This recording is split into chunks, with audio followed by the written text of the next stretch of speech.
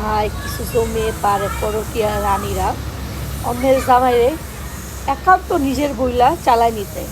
ভাই তোদের কি একটু লজ্জা লাগে না যে একজনের ধুর, মানে স্যাপ দেওয়া মাল তোরা খাস?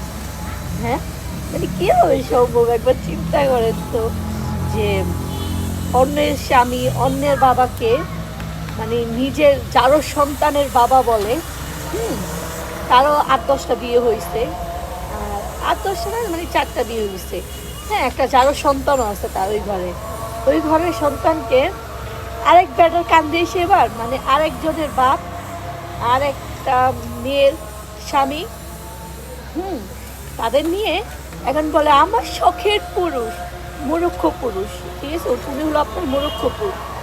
ঠিক আছে, আর আল্লাহ ছাড়া ছাড়া দেবে, এটা বারবারই বলি। ঠিক আছে, তুমি ভাইবো না তোমাকে এত সোজাভাবে ছেড়ে দিবে মানুষ, এটা ভাইবো না।